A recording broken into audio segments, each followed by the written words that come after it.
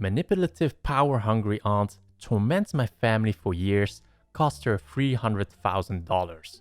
Players: myself, male, late 30s, sister, 3 years younger, aunt, older sister to my mother, single mom, adopted, no blood relation to my aunt, cousins, 3 in total, 1 male, 2 female.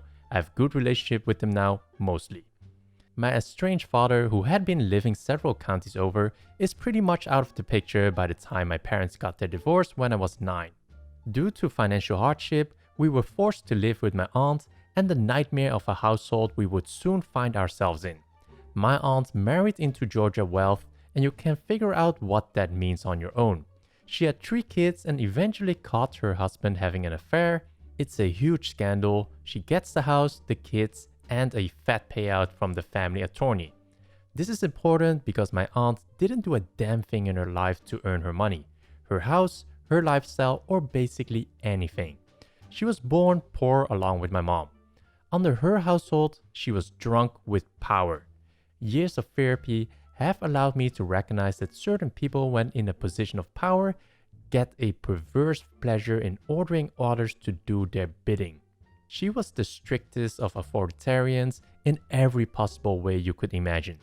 Chores had to be completed by an exact specific time, vacuuming by 3:45 p.m., dishes by 3:55 p.m., laundry days for my mother, us kids, were Tuesday, Thursday, between 5:35 and 7:55 p.m. If it was still running, she would shut the power off for the 2 units. As we grow older, her own kids opted to stay with their father for full-time custody, and she had them on weekends. Even they couldn't stand her when she was in charge and in the house. As time passed, she got them less and less, opting for alternating weekends as high school activities took precedence over time with mother. For my sister and I, the large 6-bedroom house was not ours for the taking. My mom had to pay rent as well as rent for 1 bedroom, as that was all she could afford on her salary. We had to share a bedroom until my 2nd year of high school. All the while, there was 1 spare unused bedroom available at all times. My aunt needed this for guests when they stayed over. Not 1 guest stayed there in the 10 years I was under that roof. Finally, the church we attended told my aunt to give up the spare bedroom so my sister can have her own room, as it was unhealthy for 2 teenagers sharing a room together like that. That infuriated my aunt because someone told her what to do in her own household. My sister and I got the brunt of her wrath. As my mom's salary was tapped out, my sister and I had to do extra chores like mowing the lawn, trimming the shrubs, cleaning the pool, which we could no longer use without her being outside watching us. My aunt's behavior was becoming more and more outrageous and disconnected from society. For example, she had always snapped her fingers when she wanted to get someone's attention, but it was getting far more frequent, and she would blow up into a tirade if either my sister and I didn't obey. Her own kids tried to repeatedly to tell her that the shit she was doing was wrong, but she wouldn't listen. Eventually, they wanted nothing to do with her outside of the home. She was a tyrant there, and repeated intervention to get her to see the folly of her ways would fall on deaf ears. I snapped. All through high school, I had no confidence as a person. I was weak-willed and growing ever distant from friends and society. I say this in all truthfulness and fear that had circumstances continued the way they had been going, I could very well have taken a gun to myself, or worse, to others around me.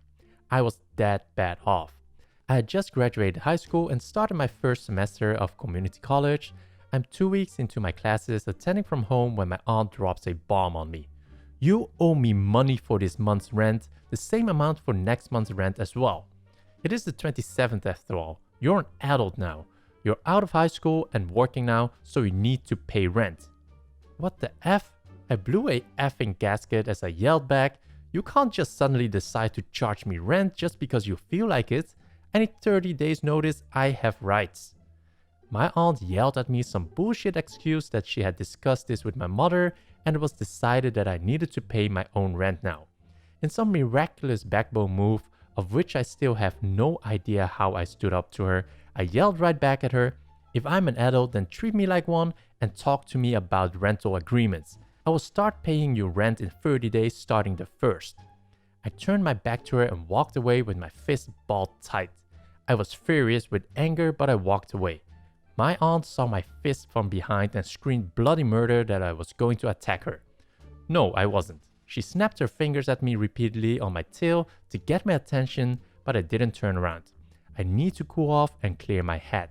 As I turned the corner, she grabbed my wrist hard, yelling, "I'm not finished talking to you." I threw my still balled up fist forward, keeping with my stride to break her grip as I hadn't stopped my momentum. This caused her grabbing arm to slam hard into the corner of the wall that I had just turned into. She screamed in pain, but I left the house and took off. The aftermath of that incident was that my aunt called the cops on me in an attempt to press charges. She was taken to the hospital and suffered a fractured wrist, and she was put in a cast sling. Don't know, as I never saw it and never inquired further. Her story changed every time she told the cops what happened, while my story was spot on every time. I can still recall that moment down to the smell in the house where I was facing the working and non-working light bulbs, etc. Forever ingrained in me. I was kicked out of the house and I couldn't visit my sister or my mom there at the house again. Fine by me, as I didn't want to see my bitch aunt ever again. I was happy to meet my mother and sister at the local diner or outlet. We could be ourselves there and not be hostages in our own home. Years later, my mom wised up and got out of that abusive relationship with her sister and moved out on her own. She got a temporary nice place, invested wisely, and with the help from the church, got help getting a place of her own. In 2009, after the housing crisis, she bought her own place that she could never have afforded on her own prior to the market crash. But some good came out of it. She wept knowing my sister and her family and myself can come visit anytime and stay. Over the years, I've been able to forgive my aunt. Not forget, forgive. I've let go a lot of my anger and hatred towards her that she put me through. When she has no leverage or control over us, she is a somewhat decent person for being a total bitch of a person. My cousins have calmed down, heard my side of what happened those years ago, and know what kind of person I am compared to what kind of person their mother is. They chose to believe me and know I didn't hit her or strike her or beat her across the face like she continues to claim. The revenge. While I have been able to forgive my aunt for what she has done to me, I cannot forgive her for what she did to my mother. Kept her in financial hardship for a decade while she sat on a bank account full of cash and assets, or what she did to my sister, forced her to pay for damages because the water heater burst while my aunt and mother was away one weekend, leaving my sister at home. She didn't discover the flooded rooms for hours. My aunt's reasoning, it was her responsibility to watch the house, not the responsibility of the homeowner to maintain, replace the water heater before it goes? Let's leave that upfront $5,000 financial burden before the flood insurance kicks in on a 16-year-old girl. I've had little to no contact with my aunt since I was kicked out of the house nearly 2 decades ago, but I do keep in constant contact with my cousins. While I'm not going to divulge what I do for a living, I can say that I work with and for the government. I've worked my ass off getting to where I'm at today. I'm known for being truthful, wise, and giving good advice when asked. Because of this, I often talk financially with my cousins, all of whom are money smart and are doing well for themselves. They often relay this information to their scheming mother who has no mind for business and investments.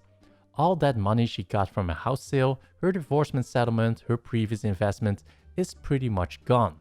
I spent years planning on the perfect trap and it took a long time to prepare everything to make sure everything appeared right.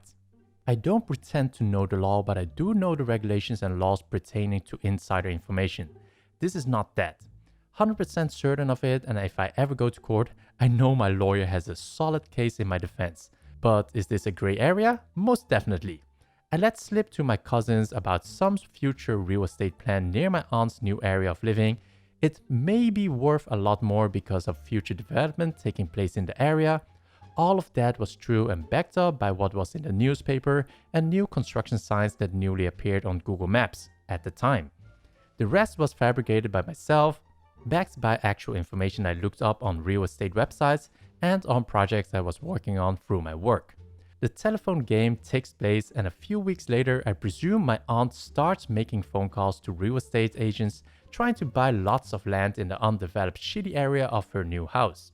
Over the course of a few months to half a year, she spends $300,000 of her last remaining savings on land, hoping it will pay out when the area around it gets developed in the upcoming years. Only HUD, government, city, doesn't have any plans to develop in those immediate areas. In fact, analysis showed that building in those areas was poor planning and would cost the taxpayers 2 to 3 times as much, as the land was not environmentally sound. It was best to build 6 miles away. This post was long overdue because it has been over 2 years since my aunt purchased land that is basically worthless. See, she won't sell the land unless she gets at least the same price she paid for it because she's the owner of that land. Can't tell her what to do on her own land. Sweet karma strikes in a way I couldn't possibly have foreseen. My cousin informed me that the value of the land has decreased significantly because it's not environmentally sound to build anything commercial there, but it's zoned for commercial use. Currently, 3 out of the 4 blocks of land she purchased are just wheat farms next to eyesore abandoned buildings or industrial complexes. Nobody can build on it, and nor does anyone want to buy it. Sucks to be her. Best part is, my cousins have absolutely no idea that I set them up for their mother to take the fall. These environmental results are relatively new and a perfect cover to say why the project changed location 6 miles away.